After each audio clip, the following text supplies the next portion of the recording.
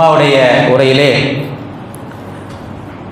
ஒரு ஆண்டினுடைய தொடக்கத்தில் இருக்கின்ற நாம் இதன் அடிப்படையான சில இஸ்லாமிய வரலாற்று நிகழ்வுகளையும் படிப்பினைகளையும் காண இருக்கின்றோம். பொதுவாக எத்தனையோ புத்தாண்டுகள் கொண்டாடப்படுகிறது. ஒரு ஆண்டுக்கு ஒரு நாள் தான் புத்தாண்டாக இருக்க முடியும். ஆனால் ஒவ்வொருத்தருக்கும் ஒரு ஆண்டு வைத்திருப்பார்கள். நாமும் ஒரு ஆண்டு வைத்திருக்கிறோம், ஹிஜ்ரி புத்தாண்டு என்று. முஸ்லிம்கள் ஹிஜ்ரி புத்தாண்டை கொண்டாடுகிறார்களா இல்லையா என்பது வேறு. கொண்டாடலாமா வேண்டாமா என்ற பிரச்சனையும் நாம் போக விரும்பவில்லை. ஆனால் முஸ்லிம் அல்லாதவர்களுக்கு ஹிஜ்ரி என்பது தெரிந்த ஒரு வார்த்தை. நபி ஸல்லல்லாஹு அலைஹி வஸல்லத்துடைய வரலாற்றில், இஸ்லாமிய வரலாற்றில் இஸ்லாத்தை பற்றி தெரியாத மக்களுக்கு கூட நபிகள் நாயகம் மக்காவிலிருந்து மதீனாவுக்கு சென்றார்கள் என்பது தெரியும். ஏனென்றால் ஹிஜ்ரி என்பது ஒவ்வொரு கேலண்டர்லையும் வீட்டில் எழுதியிருக்கும்.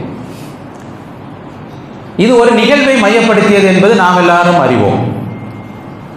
ஆனால் இதற்கு பின்னால் இருக்கின்ற அந்த வரலாற்றின் ஊடாக நமக்கு என்ன படிப்பினைகள் என்பதை குறித்து நாம் சிந்திக்க வேண்டும். இந்த ஜும்மாவுடைய உரை என்பது அந்த படிப்பினைகள் குறித்தது. ஹிஜ்ரத் என்பதை மையப்படுத்தி ஆண்டை தொடங்க வேண்டும் என்பதை நபிகள் நாயகம் ஸல்லல்லாஹு அலைஹி வஸல்லம் அவர்கள் காலத்தில் முடிவு செய்யப்படவில்லை. அபூபக்கர் சித்திக் ரலியல்லாஹு அவர்களுடைய தலைமையிலான கலீஃபாவுடைய ஆட்சியிலும் முடிவு செய்யப்படவில்லை. உமர் ரலியல்லாஹு அன்ஹு அவர்களுடைய ஆட்சியிலே இஸ்லாமிய அந்த சாம்ராஜ்யம் விரிவடையும் பொழுது ஒவ்வொரு கடிதங்கள், நிர்வாக ரீதியாக எழுதப்பட்ட கடிதங்கள், அட்மினிஸ்ட்ரேட்டிவ் ரீசன்ஸ் சொல்லுவாங்க, அதற்காக கடிதம் எழுதும் பொழுது தேதி குறிப்பிடப்பட்டது. ஏனென்றால் தேதியும் மாதமும் ஏற்கனவே முடிவு செய்யப்பட்டது. அல்லாஹ் ரப்பல் ஆலமீன் குர்ஆனில் மாதம் என்பது 12 வருடங்களில் மாதங்கள் 12 என்று முடிவு செய்யப்பட்டது. அப்போ மாதங்கள் எழுதும்போது பிரச்சனை வரல, தேதி எழுதும்போது பிரச்சனை வரல, அவர்களுக்கு தெரியும். ஆண்டு எழுதும்போது அவர்கள் அதுவரைக்கும் இருந்த அரபு வழக்கப்படி ஃபீல் ஆண்டு, யானை ஆண்டு, அந்த ஆண்டு யானை ஆண்டு. அது ஒரு ரேஞ்ச், ஒரு காலகட்டம். ஒரு வருடம் என்பது ஒரு குறிப்பிட்ட நாட்கள் கொண்டது அல்ல. அப்பொழுது இப்படியாக எந்த ஆண்டு அப்படிங்கிறதுல ஒரு பிரச்சனை வருது. இப்படிப்பட்ட ஒரு பிரச்சனை வரும் பொழுது சஹாபாக்களை ஒன்றிணைத்து உமர் ரலியல்லாஹு அன்ஹு அவர்கள் ஒரு மசூரா பண்றாங்க, ஒரு ஆலோசனை செய்கிறாங்க. எதை வைத்து ஆண்டை தொடங்குவது, எப்பொழுதிற்கு தொடங்குவது? அப்போது வைக்கப்பட்ட அந்த ஆலோசனைகளில் ஒன்று நபிகள் ஸல்லல்லாஹு அலைஹி வஸல்லம் அவர்களுடைய பிறப்பை அடிப்படையில். இன்று கூட தமிழில் திருவள்ளுவர் ஆண்டு ஒன்று இருக்கிறது, நீங்கள் பார்க்கலாம். திருவள்ளுவர் ஒரே பிறப்பை மையப்படுத்தி இருக்கும். அதே போல பல கேலண்டர்ஸ் இருக்கு. அப்போ சஹாபாக்கள் சொன்ன முதல் இது ரசூலுல்லாஹ்வுடைய பிறப்பு, ரெண்டாவது நபி ஸல்லல்லாஹு அலைஹி வஸல்லம் மரணம், மூன்றாவதாக நபி ஸல்லல்லாஹு அலைஹி வஸல்லம் அவர்கள் எப்பொழுது நபி ஆனார்களோ, திருக்குர்ஆன் அருளப்பட்டதோ அதிலிருந்து தொடங்கலாம் என்று ஒரு ஆலோசனை வரும் பொழுது, நாலாவதாக ஒரு ஆலோசனை வந்தது, நபி ஸல்லல்லாஹு அலைஹி வஸல்லம் அவர்கள் ஹிஜ்ரத் செய்து மக்காவிலிருந்து மதீனாவுக்கு சென்றதை மையப்படுத்தி தொடங்கலாம். இது கடைசியாக முடிவு செய்யப்பட்டது ஹிஜ்ரத். அதனால்தான் இன்று வரைக்கும் நமக்கு மட்டும் ஹிஜ்ரி பரிச்சயமானதல்ல, எல்லோருக்கும் ஹிஜ்ரி என்பது தெரிந்திருக்கிறது. நபி ஸல்லல்லாஹு அலைஹி வஸல்லம் வரலாறை புரியாத முஸ்லிம்களுக்கும் ஹிஜ்ரத் தெரியும். வார்த்தை பத்ர்லாம் என்னன்னு தெரியாது, உஹதை பற்றி தெரியாது, கந்தக் பற்றி தெரியாது. ரசூலுல்லாஹி ஸல்லல்லாஹு அலைஹி வஸல்லம் காலத்தில் நடந்த நிகழ்வுகளில் முஸ்லிம்களிடமே நீங்கள் கேளுங்க, கந்தக்னு ஒரு யுத்தம் நடந்துச்சு தெரியுமா? தெரியாது. பெரும்பான்மையான மக்களுக்கு தெரியாது. வரலாறை படிக்காத முஸ்லிம்களுக்கு கூட ஹிஜ்ரத்னு ஒன்று தெரியும். உமர் ரலியல்லாஹுடைய அந்த டிசிஷன், அந்த முடிவு என்பது இன்று வரைக்கும் மிகப்பெரிய ஒரு தாக்கம். அப்போ இந்த ஹிஜ்ரத்தை ஏன் மையப்படுத்தினார்கள்? இப்ப சொன்ன அந்த பிறப்பு, இறப்பு, வஹிய ஆரம்பம், இதெல்லாத்தையும் விட இதுல என்ன முக்கியத்துவம், நமக்கு என்ன படிப்பினைகள் இதில் இருக்கிறது என்பதை நாம் ஒவ்வொன்றாக பார்க்க வேண்டும். இதை தெரிந்து கொள்ள வேண்டும் என்றால் ஹிஜ்ரத் என்பதை சுருக்கமாக நாம் ஒரு 5 நிமிடங்களில் தெரிந்து கொள்வது அவசியம். பெரிய வரலாறு. நபி ஸல்லல்லாஹு அலைஹி வஸல்லம் அவர்கள் மக்காவில் வாழ்ந்த காலத்தில் இஸ்லாத்தை முழுமையாக பின்பற்ற முடியவில்லை. பின்பற்றிய மக்களை, ஆரம்ப முஸ்லிம்களை தொல்லை செய்தார்கள். தொல்லை கொடுக்க ஒரு லெவல் தாண்டினோன்னா நபி ஸல்லல்லாஹு அலைஹி வஸல்லம் அவர்கள் அந்த மக்காவை விட்டு அந்த முஸ்லிம்களில் பலகீனமான மக்களையும் இன்னும் சில மக்களையும் என்ன பண்றாங்க, நீங்கள் மக்காவுக்கு புலம்பெயர்ந்து செல்லுங்கள் என்று சொன்னார்கள். அப்பொழுது நொடி செய்யப்பட்ட இடம் மதீனா அல்ல. எங்கே சென்றார்கள் என்றால் அபிசீனியா. அபிசீனியா என்பது கடல் கடந்து போகும். இன்னொரு வார்த்தையில் சொன்னால் கண்டம் விட்டு போகும். காண்டினென்ட் விட்டு காண்டினென்ட். இன்னைக்கு அபிசீனியா என்பது ஆப்பிரிக்கா கண்டத்தில் இருக்கு. மக்கா மதீனா ஆசிய கண்டத்தில் இருக்கிறது. அப்போ கண்டம் விட்டு கண்டம் போகிறதுக்கு அனுமதித்தார்கள். ரசூலுல்லாஹ் நபியாகி 5வது ஆண்டு நடந்தது. 6வது ஆண்டு இன்னொரு டீம் வந்துட்டு திருப்பி போறாங்க. 2 முறை அபிசீனியா ஹிஜ்ரத் செய்தார்கள். ஆனாலும் நபி ஸல்லல்லாஹு அலைஹி வஸல்லம் அவர்கள் என்ன பண்றாங்க, மக்காவிலே பிரச்சாரத்தை செய்து கொண்டே இருக்கின்றார்கள். மக்காவினுடைய அந்த 10 ஆண்டு தாண்டும் பொழுது நபி ஸல்லல்லாஹு அலைஹி வஸல்லத்துக்கு பாதுகாப்பு கொடுக்கப்பட்ட ஹதீஜா அம்மையாரும் அபூ தாலிபும் இறந்து விட்டார்கள். இப்பொழுது மிகப்பெரிய ஒரு பாதுகாப்பு அச்சுறுத்தல் யாருக்கெல்லாம் ஏற்படுது, நபி ஸல்லல்லாஹு அலைஹி வஸல்லம் அவர்களுக்கும் அவருடைய குடும்பத்தாருக்கும் ஏற்பட்டது. இப்படிப்பட்ட ஒரு சூழலில் நபி ஸல்லல்லாஹு அலைஹி வஸல்லம் அவர்கள் இன்னொரு இடத்தை தேர்ந்தெடுக்க விரும்புகிறார்கள். அபிசீனியாவுக்கு இவர்கள் போக விரும்பவில்லை. அப்பொழுது மக்கா என்பது சிலைகள் இருந்த ஒரு பகுதி, காபத்துல்லா. ஆனாலும் ஹஜ் என்பது நடந்தது. ஹஜ் என்பது அன்று இந்த அரபு மக்கள் எல்லோரும் அங்கே வருவார்கள், சிலைகளை நிர்வாணமாக சுற்றி வருவார்கள், தவாப் செய்வார்கள், அறுத்து ரத்தத்தை பூசுவார்கள், என்னமோ பண்ணுவாங்க. ஆனால் ஹஜ் நடந்துச்சு. இன்றைக்கு ஹாஜிகள் மினாவில் தங்குவது போல் அன்று அந்த இடத்துல தங்குவார்கள் மினாவிலும். அப்போ அப்படிப்பட்ட ஒரு இடத்துல அரபுல மற்றவங்க வராங்கல்ல, அவர்களை சந்திக்க நபி ஸல்லல்லாஹு அலைஹி வஸல்லம் போவார்கள். அந்த ஹஜ் காலத்தில் அவர்கள் என்ன செய்வார்கள் என்றால் அவர்களுக்கு இஸ்லாத்தை சொல்லுவார்கள். அப்போ அப்படி சொல்லி ஒவ்வொரு ஆளா போய் பார்க்குறாங்க, ஏற்றுக்கல. இப்பொழுது 10 ஆண்டு தாண்டி 11வது ஆண்டு அந்த டைம்ல மதீனாவில் இருந்து, அன்றைய மதீனா, இன்னைக்கு மதீனா 450 கிலோமீட்டர் தாண்டி இருக்கின்ற மதீனாவிலிருந்து சில பேர் வராங்க. அவர்களை மினாவில், இன்றைய நடக்கிற அதே மினா பகுதியில் நபி ஸல்லல்லாஹு அலைஹி வஸல்லம் அவர்கள் சந்திக்கிறார்கள். 6 பேரை சந்தித்தார்கள். மதீனாவிலிருந்து வந்த 6 பேர்கள் நபி ஸல்லல்லாஹு அலைஹி வஸல்லம் தன்னை நபி என்று சொல்கின்றார்கள். கூட அபூபக்கர் சித்திக் ரலியல்லாஹு மட்டும்தான் போவாங்க. சொன்ன உடனே அவர்கள் ஏற்றுக்கொண்டார்கள். மற்ற குழுக்களுக்கெல்லாம் போய் சொல்லும் பொழுது என்ன சொல்லுவாங்கன்னா, நாங்கள் ஏற்றுக்கிறோம். ஆனால் எப்படி சொல்லுவாங்கன்னா, என்ன பலன், நான் உங்களை ஏற்றுக்கிட்டா எனக்கு என்ன பலன். சில அரபு குழுக்கள் என்ன சொன்னாங்கன்னா, நீங்கள் வெற்றி அடைந்து விடுவீர்கள், அப்படி ஆனால் ஆட்சி எங்கள்கிட்ட இருக்கணும்னு. நாங்கள் முடியாதுன்ற சொல்ல திரும்பி வந்துட்டாங்க. அதிகாரம் எங்கள்கிட்ட தான் இருக்கும், நீ நபியாக இருந்துக்கோ. ஒரு துறவியாக முனிவராக நபி ஸல்லல்லாஹு அலைஹி வஸல்லம் அவர்கள் இருந்து கொள்ள விரும்பவில்லை. ஆனால் இந்த 6 பேரும் ஏற்றுக்கொள்ளார்கள். மதீனாவில் அன்று 2 குழுக்கள் இருந்து, அவுஸ், ஹஸரத். இந்த ஹஸரத் குழுக்கை சார்ந்த 6 பேர்களை தான் நபி ஸல்லல்லாஹு அலைஹி வஸல்லம் சந்தித்தார்கள். இந்த 6 பேர் இம்மீடியட்டாக ஏற்றுக்கொண்டார்கள். என்ன காரணம் என்றால், அன்றைய மதீனாவில் அரபுகளும் இருந்தார்கள், யூதர்களும் இருந்தார்கள். யூதர்களில் 4 குழுக்கள் இருந்துச்சு, மேலான குழுக்கள். அவர்களில் ஒரு குழு இந்த ஹஸரத் குழுவோட சேர்ந்து ஒப்பந்தம் வைத்திருந்தார்கள், போர் பங்காளி என்று சொல்வார்கள். அப்படிப்பட்டவர்கள் என்ன சொன்னாங்கன்னா, ஏதாவது பிரச்சனை வந்துச்சுன்னா எங்களுக்கு ஒரு தூதர் வருவார், எங்கள் யூத வம்சத்தில் இறுதி நபி வருவார், அவரை வச்சு நான் உங்களை மிரட்டி காலி பண்ணிடுவோம், மதீனாவை வெளியேற்றிடுவோம் என்று மிரட்டி கொண்டே இருந்தார்கள். அப்போ அவர்கள் காதில் இந்த நபிங்கிற வார்த்தை பழக்கமானது. ஆனால் நபி ஸல்லல்லாஹு அலைஹி வஸல்லம் அவர்கள் மக்காவில் இந்த 6 பேரை சந்தித்தவுடன் இந்த 6 பேரும் உஷாராயிட்டாங்க. ஆஹா, யூதர்கள் சொன்ன நபி யூத வம்சத்தில் வரல, அரபுகள்கிட்ட வந்திருக்கிறாங்க, அவர்கள் இவரை ஏற்றுக்கொள்வதற்கு முன்பாக நாம் ஏற்றுக்கொள்ள வேண்டும் என்று அவசரமாக இஸ்லாத்தை ஏற்றுக்கொண்டார்கள். இஸ்லாத்தை புரிஞ்சுதான் ஏற்றுக்கிட்டாங்க, ஏற்றுக்கொண்டு சென்றார்கள். நபி ஸல்லல்லாஹு அலைஹி வஸல்லம் சைலண்டாக திரும்பி வந்துட்டாங்க. 10, 11வது ஆண்டு. அடுத்த ஆண்டு போனவங்க 6 பேரும் சும்மா போய் உட்காரல, இஸ்லாத்தை தெரிந்து கொண்டவர்கள் போய் அடுத்த ஆண்டு அதே ஹஜ்ஜுக்கு வரார்கள். 12 பேர் அதே மினாவில் அதே ஹஜ் இடத்துல சந்திக்கிறார்கள் நபிகள் ஸல்லல்லாஹு அலைஹி வஸல்லம் அவர்களை. அதுக்கு பேர் அக்கபா. அக்கபா என்றால் பள்ளத்தாக்கு. இன்று ஹஜ்ஜுக்கு போயிட்டு வந்திருக்கிறவர்களுக்கு அந்த மினாவை பார்த்தால் தெரியும், அது ஒரு பள்ளத்தாக்கு. ஆனால் இங்கே அதுக்கு போனால் இது ஞாபகம் வரும் ஹஜ்ஜில் இருக்கிறவர்களுக்கு.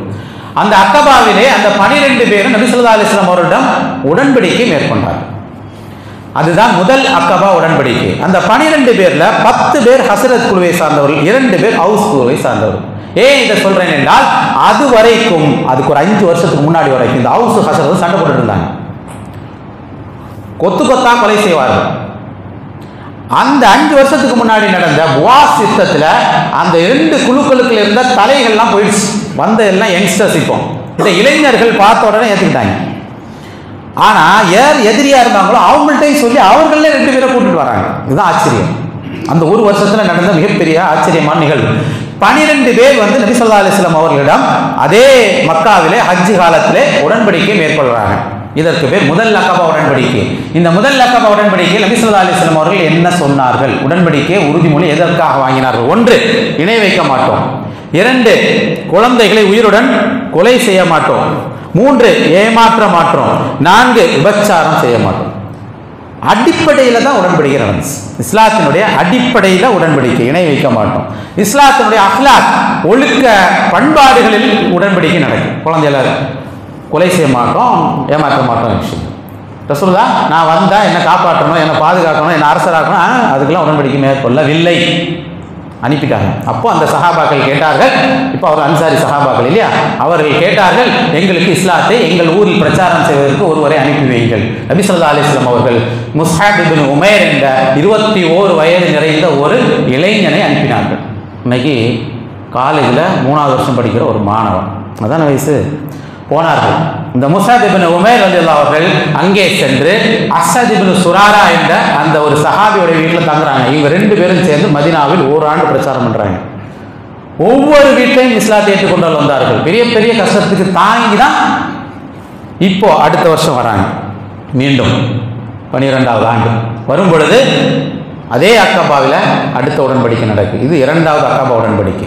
இந்த உடன்படிக்கையில் வந்து கலந்து கொண்டவர்கள் 73 பேர், ஹவுஸும் ஹஸ்ரதும் கலந்து.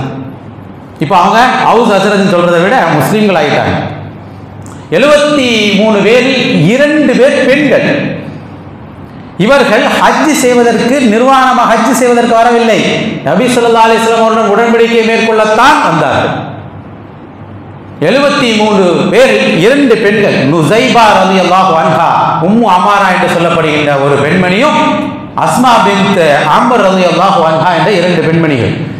இப்பொழுது வரும் பொழுது ரசூல் ஸல்லல்லாஹு அலைஹி வஸல்லம் உடன்படிக்கை 2வது உடன்படிக்கை கேட்குறாங்க.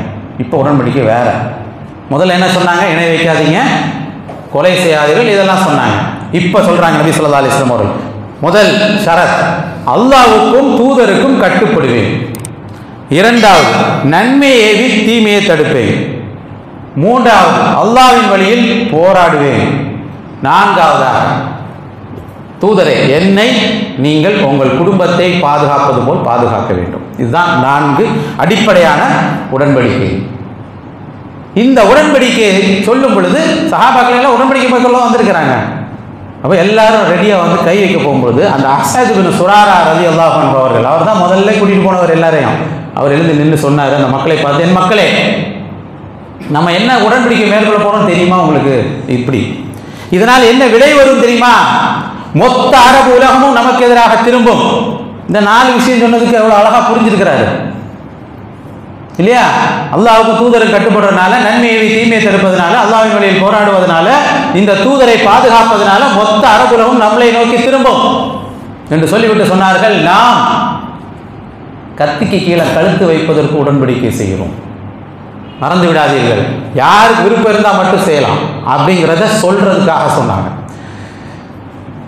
அப்போது சஹாபாக்கள், அந்த அன்சாரி சஹாபாக்கள் சொன்னாங்க, ஒதுங்குங்கள் அஸதே, நாங்கள் செய்கிறோம். அப்போ முதல் உடன்படிக்கை செஞ்சது அதே அஸத் இப்னு சுராரா தான். அன்பான சகோதரர்களே, இந்த உடன்படிக்கைக்கு பிறகு ஹிஜ்ரத் என்பது முடிவு செய்யப்படுகிறது. அதற்கு பிறகுதான் சஹாபாக்கள் ஒவ்வொருவராக ஹிஜ்ரத் செய்கின்றார்கள். ஆனால் இந்த உடன்படிக்கையை மேற்கொண்ட அந்த டைம், இப்போ மதீனாவுக்கு போகிறது, இது வந்து யாருக்கும் தெரியாது. நல்லா விளங்கிடணும். ராத்திரி 2 மணிக்கு மேலே, 12 மணிக்கு மேலே தான் அந்த உடன்படிக்கை நடந்தது மினாவில். நபி ஸல்லல்லாஹு அலைஹி வஸல்லம் அவர்கள் யாரை கூட்டிக் கொண்டு சென்றார்கள் என்றால், அபூபக்கர் சித்திக் ரலியல்லாஹு அலி ரலியல்லாஹு உள்ள கூட்டிட்டு போகல, அப்பாஸ் அவங்களுடைய சிறிய தந்தையார், அவர் அப்போது இஸ்லாத்தை ஏற்றுக்கொள்ளவில்லை. அபூபக்கர் சித்திக் ரலியல்லாஹு மினாவுடைய என்ட்ரன்ஸ், மக்காவுடைய என்ட்ரன்ஸில் வந்து அலி ரலியல்லாஹு எங்க மானிட்டர், கடைசியில் உள்ளே கொண்டு போனது அப்பாஸ். அப்போ அப்பாஸ் அவங்க சொல்லுவாங்க, என் அண்ணன் மகனே, உங்களால் முடிஞ்சுனா பாதுகாப்புனா சொல்லுங்க, இல்லைன்னா விட்டுருங்க. அவர் இஸ்லாத்தை ஏற்றுக்கல. எந்த ஒரு சந்தேகமும் யாருக்கும் வரக்கூடாது. கிளியர் கட் பிளான் செய்து விட்டு வந்தார்கள். அதையும் தாண்டி நியூஸ்லாம் வந்துச்சு, அது வேற வரலாறு. அதற்கு பிறகு சஹாபாக்கள் ஒவ்வொருவராக மதீனாவுக்கு ஹிஜ்ரத் செய்கிறார்கள். நபி ஸல்லல்லாஹு அலைஹி வஸல்லம் அவர்கள் ஆரம்பத்தில் செல்லவில்லை. அல்லாஹ்விடமிருந்து குர்ஆன் வசனம் ஹிஜ்ரத் செய்வதற்காக அந்த காலத்தில் சில அத்தியாயங்கள் அருளப்பட்டுச்சு. சூரா அன்கபூத் 29வது அத்தியாயம், சூரா ஜுமர் 39வது அத்தியாயம், இதெல்லாம் படித்து பார்க்கும்பொழுது பேக்ரவுண்டில் இதெல்லாம் நடந்துச்சுன்னு உங்களுக்கு மைண்டில் வச்சுட்டு படிங்க. அதனுடைய சுவை வேறு மாதிரி இருக்கும், புரிதல் வேறு மாதிரி இருக்கும். அல்லாஹ் ரப்பல் ஆலமீன் சொல்லுகின்றார், இபாதல்லதீன ஆமனு, இறை நம்பிக்கை கொண்ட என்னுடைய அடியார்களை, இன்ன அர்த வாசிஹா, இந்த பூமி என்பது விசாலமானது, கிளம்புங்க, எங்கே சென்றாலும் இறைவனை வழிபட்டுக் கொள்ளுங்கள், அடிபணியுங்கள்.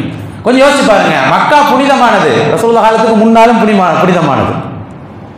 புனிதமான ஒரு இடத்தை விட்டு தான் கிளம்ப சொன்னார்கள். இதை மனதில் வைத்துக் கொள்ளுங்கள். ஆக அன்பான சகோதரர்களே, அதற்கு பிறகு சஹாபாக்கள் கிளம்புறாங்க. இப்போ நம்ம படிப்பினைகளை பார்ப்போம். முதல் படிப்பினை, ஹிஜ்ரத்தினுடைய அடிப்படை படிப்பினையில மிக முக்கியமானது, எப்பொழுதும் சத்தியத்திற்கும் அசத்தியத்திற்கும் இடையில் ஒரு பிரச்சனை இருக்கும், இருந்து கொண்டே இருக்கும். அன்னையிலிருந்து என்னைக்கு வரை, மனிதன் உருவான காலம் வந்து கடைசி வரை இருக்கும்.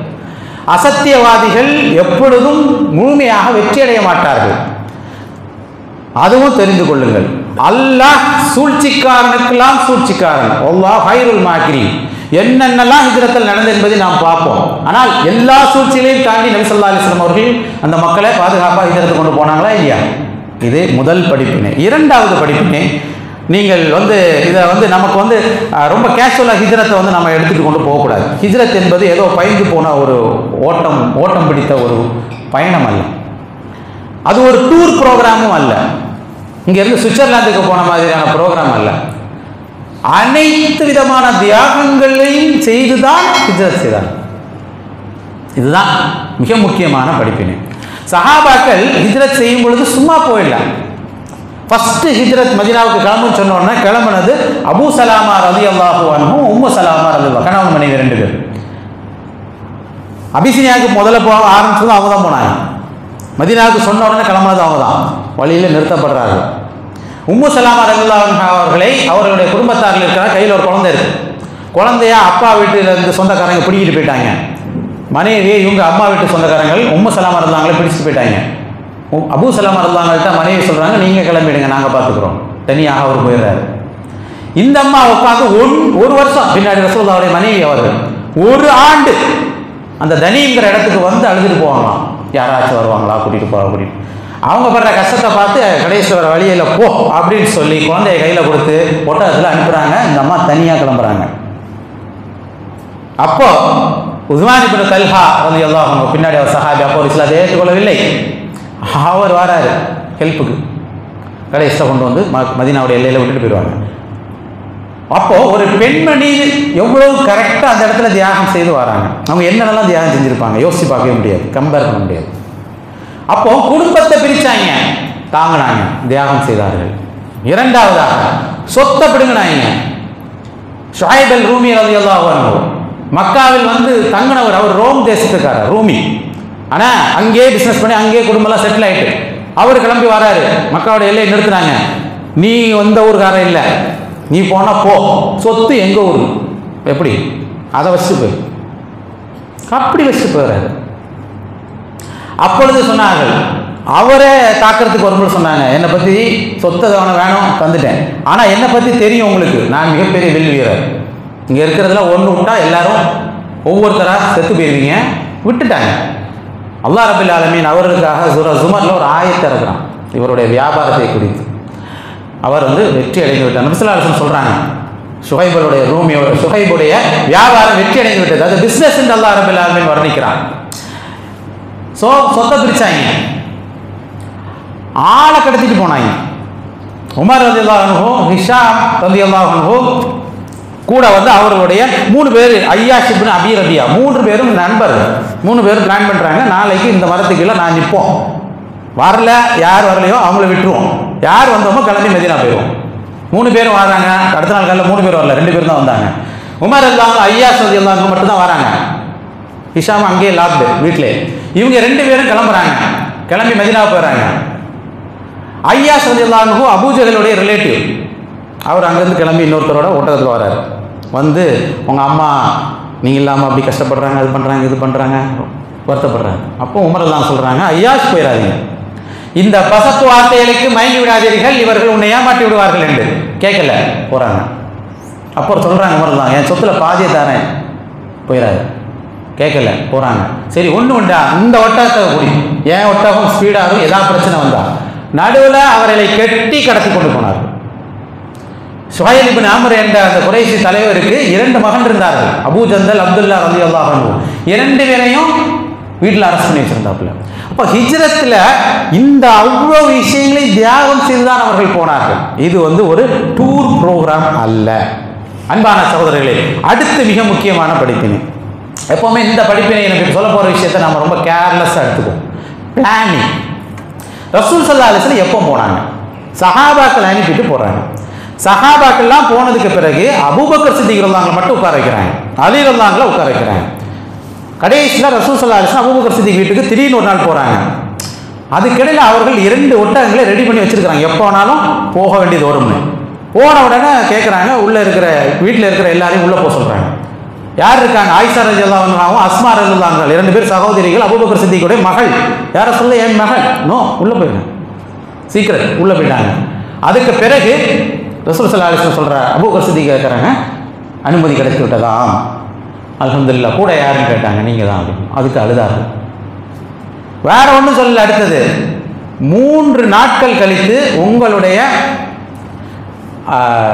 ஒரு வழிகாட்டியாக ஒருத்தரை தேர்ந்தெடுக்கிறாங்க. அப்துல்லா இப்னு உரைக்கத் என்பவர் முஸ்லீம் அல்லாதவர். இந்த அப்துல்லா இப்னு உரைக்கத்திட்ட 3 நாட்கள் கழித்து இந்த 2 ஒட்டகத்தை லோட் பண்ணி தவுர் குகைக்கு வர சொல்றாங்க. ஹிஜ்ரத்துக்கு மதீனாவுக்கு எதுவுமே சொல்லவில்லை. அவ்வளோதான், கிளம்பிட்டாங்க. கிளம்புறதுக்கு முன்னாடி அலி ரலியல்லாஹு வீட்டில் தங்க வைக்கிறாங்க. ஒப்படைக்கப்பட்ட பொருட்களை பாதுகாப்பாக வைக்கிறாங்க. வீட்டை சுற்றுறாங்க எல்லா எதிரிகளும். குலத்துக்கு ஒருத்தர் கையில் ஆயுதத்தை கொடுத்துருக்காங்க, எப்போ ஆனாலும் உள்ள போய் காலி பண்ணுறதற்கு. இவ்வளோ பிளான் பண்ணுறாங்க. தவறுக்கு போகிறாங்க. ரசூல் ஸல்லல்லாஹு அலைஹி வஸல்லம் அபூபக்கர் சித்திக் அவங்க ஒட்டகத்தை எடுத்துகிட்டு போகல, நடந்து போனாங்க. போயிட்டு அங்கே உட்காந்துருக்கிறாங்க. சாப்பாடு கொடுப்பதற்கு பெண்மணியை நியமிக்கிறாங்க. யார்? அஸ்மா ரலியல்லாஹு அன்ஹா. தவர் குகை என்பது மக்காவிலிருந்து 3-4 கிலோமீட்டர் தாண்டி இருக்கிறது, மலை பிரதேசம். இந்த அம்மா 6 மாதம் கர்ப்பிணி பெண். சாப்பாடு எடுத்துட்டு போறாங்க டெய்லி. பெண் போனா சந்தேகம் வராது, போறாங்க. இவங்க போயிட்டு வர்றது யாருக்கும் தெரிந்து விடக்கூடாது என்பதற்காக ஒருத்தரை ஆடு மேய்க்க விடுறாங்க. ஆமிர் இப்னு ஃபுஹைரா, அபூபக்கர் சித்திக் அவங்களுடைய ஆட்டு மேய்ப்பவர். அவர் ஆடை காலையில் மேய்ச்சிட்டு வந்து பால்லாம் கொடுத்துட்டு போயிடணும், தளத்தை அடைச்சிட்டு போயிடணும் ஆட்டு. இரவில் அவருடைய மகன் அப்துல்லாவை தங்க சொல்றாங்க. ஒவ்வொன்றும் பிளான். 100 ஒட்டகங்கள் அறிவிக்கப்பட்டிருக்கு தலைக்கு ரசூல் ஸல்லல்லாஹு அலைஹி வஸல்லத்துக்கு. எப்படிப்பட்ட ஒரு சூழல்! தவறில் உள்ள உட்கார்ந்திருக்காங்க. அன்பான சகோதரர்களே, எப்படிப்பட்ட பிளான்! ஒரு நான் முஸ்லீமை வழிகாட்டியாக தேர்ந்தெடுக்கிறார்கள். நான் முஸ்லீம் கூட யாரும் எதிர்பார்க்க மாட்டாங்க. இரண்டாவதாக, அவரும் மக்காவிலிருந்து மதீனாவுக்கு எப்பொழுதும் போற ரூட்ல கூட்டிட்டு போகல, கடற்கரை ஓரமாக கூட்டிட்டு போறாரு. யாரும் எதிர்பார்க்க மாட்டார்கள். 3 நாட்கள் கழித்து தான் கிளம்பணும். 3 நாட்கள் மேல மக்காவில் அன்னைக்கு தேடி கிடைக்கலன்னா அவர் இல்லைன்னு அர்த்தம். ஏன்னா அவ்வளவுதான் இடம். இன்னைக்கு மாதிரி கார் கிடையாது. அடுத்த பிளானிங். இவ்வளவு பிளானிங்கும் ஒரு பெண்ணை சாப்பாடு கொண்டு வரைக்கிறாங்க. எவ்வளோ பிளானிங்! இவ்வளவு பிளானிங் பண்ணி தான் பிறகுதான் அல்லாஹ் ரப்பல் ஆலமீன் ஒரு அற்புதத்தை தவுரில் நிகழ்த்துறான் இல்லையா? புறா முட்டை போட்டுச்சு, திறந்து வலை கட்டுச்சு. நாம என்ன நினைச்சு வச்சிருக்கிறோம் அப்படின்னா, இந்த அற்புதங்கள் மட்டுமே பேசப்படுகிறது. அதற்கு முன்னால் நடந்த ரசூல் ஸல்லல்லாஹு அலைஹி வஸல்லம் எடுத்த திட்டங்கள், தீட்டிய திட்டங்கள், பிளானிங், எக்ஸிகியூஷன் எதையும் பற்றி நாம் கவலைப்படுவதே இல்லை. இன்று நம்மளுடைய மூவ்மெண்ட்டாக இருந்தாலும் சரி, நம்மளுடைய ஆக்டிவிட்டிஸ், தனிப்பட்ட நம்மளுடைய குடும்ப செயல்கள், செயல் திட்டங்கள் எங்கேயுமே பிளானிங் இல்லை. இத்தனை வருஷத்துக்கு என்ன பண்ணுவோன்னு ஏதாவது பிளான் வச்சுக்கோமா? இல்லை, ஏதோ வந்தோம் போனோம் போயிட்டே இருக்கிறோம். இல்லை, ஒரு ஹிஜ்ரத் பிளானிங்கான பெஸ்ட் எக்ஸாம்பிள். அதையும் தாண்டி ஒருத்தர் வராரு, குதிரை வீரர் இல்லையா? சுராக்கா இப்னு மாலிக். குதிரை மண்ணில் போந்துச்சு. நம்ம அந்த அற்புதத்தை மட்டுமே பேசிக் கொண்டிருக்கின்றோம். ஆனால் அதற்கு முன்னாடி நடந்த நிகழ்வுகளை மறந்து விடுகிறோம். அன்பான சகோதரர்களே, பிளானிங் முக்கியம். பிளானிங் முக்கியம். அடுத்ததாக, உடன்படிக்கைகளை அந்த சஹாபாக்கள் எவ்வாறு பேணினார்கள்? ஹிஜ்ரத்தில் இது முக்கியமானது. ஆரம்பத்தில் நான் சொன்ன அந்த அக்கபா உடன்படிக்கையை பார்த்தீர்கள் என்றால், அக்கபா உடன்படிக்கையில் கலந்து கொண்ட அந்த அன்சாரி சஹாபாக்கள் 73 பேரில் 60க்கும் மேற்பட்ட பேர் ஷஹீதானார்கள். பின்னாடி வந்த போரில் உயிர் நீத்தவர்கள்.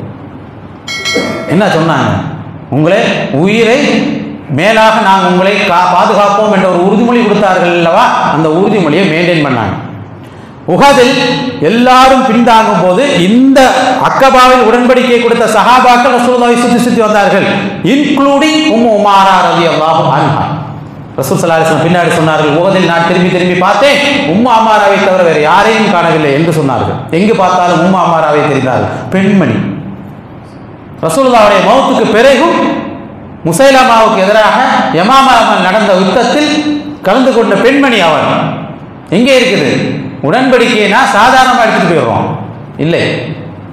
அன்பான சகோதரர்களே, இது முக்கியமானது. அடுத்தது, ஏன் ஹிஜ்ரத் பண்ணணும்? இந்த கேள்விக்கு பதில் தெரியாமல் ஒரே நிறைவு செய்யக்கூடாது, இங்கிருந்து போகக்கூடாது. மக்கள் இருந்துட்டு போக வேண்டியதானே.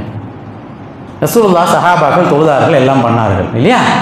எதற்காக ஹிஜ்ரத் செய்ய வேண்டும் என்றால், இஸ்லாம் என்பது தொழுகை, நோன்பு, ஜக்காத்தான வணக்க வழிபாடுகளை மட்டும் கொண்ட ஒரு மார்க்கமாக இருந்திருந்தால் அதை மக்காவிலே அவங்க நிறைவேற்றிருக்கலாம்.